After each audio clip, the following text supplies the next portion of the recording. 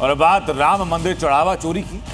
इस मामले की जांच में स्पेशल इन्वेस्टिगेशन टीम ने आरोपियों से पाई पाई का हिसाब लिया जा रहा है। इस बीच बुलडोजर भी तैयार है जो कभी भी चंदा आरोपियों के घर पर, उनके मकान पर, लवकुश मिश्रा के मकान को जमींदोज कर सकता है, क्योंकि चढ़ावे के पैसे से बने उसके मकान पर फाइनल नोटिस लगाया जा चुका है।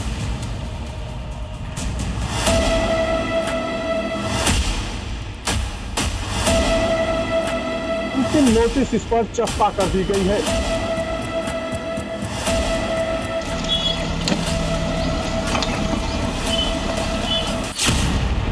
दान चोरों पर बुलडोजर एक्शन, काउंटडाउन स्टार्ट।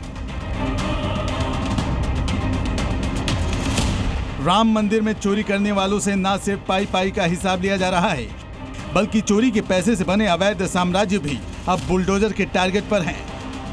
दान चोरी के आरोपी लवकुश मिश्रा के निर्माणाधीन घर के बाहर फाइनल नोटिस चस्पा हो गया है। किसी भी वक्त उस पर बुलडोजर चल सकता है। अयोध्या विकास प्राधिकरण के नोटिस की मियाद भी आज पूरी हो रही है।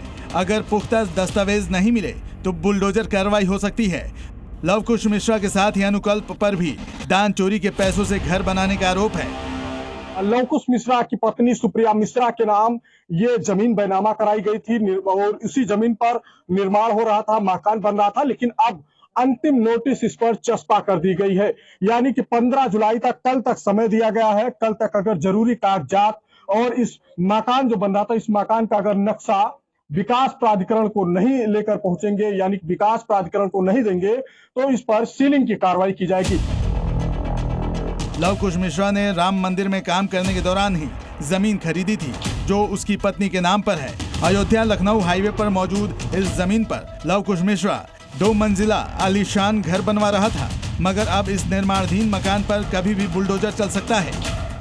दरअसल इस मकान में सिर्फ चंदा चोरी का पैसा ही नहीं लगा है, बल्कि इसे नियम कायदे तोड़कर भी बनाया जा रहा है। दरअसल जिस इलाके में लवकुश मिश्रा घर बनवा रहा था वो ब्लू जोन में है, जहां आवासीय भवन का निर्माण नहीं हो सकता है।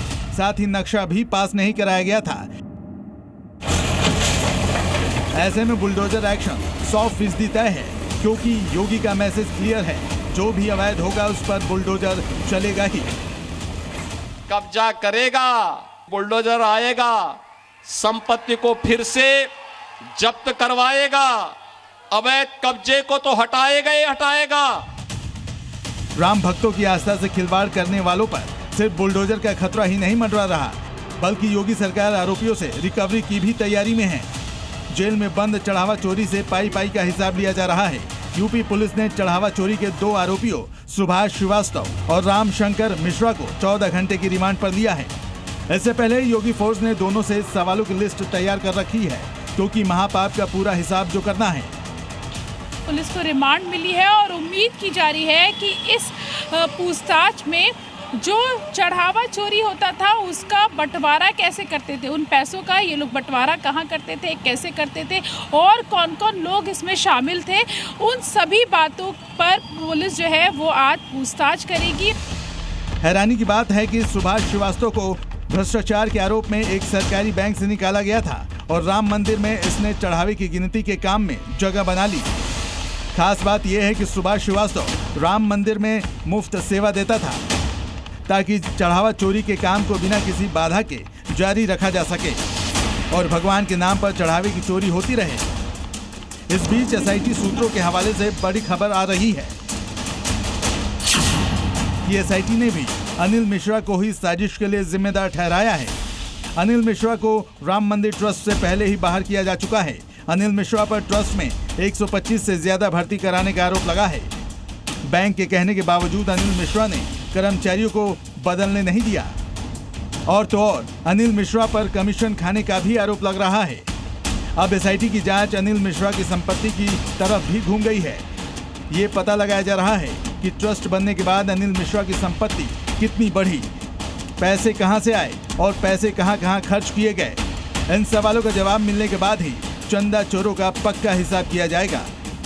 अयोध्या से प्रीति श्रीवास्तव और प्रवेश पांडे के साथ ब्यूरो रिपोर्ट, जी मीडिया। दादी के हाथों का जादू और खुशबू से महकता घर। MDH गरम मसाला, असली मसालों से भरा हूँ मैं, क्योंकि हर रिश्ता है स्वाद से जुड़ा।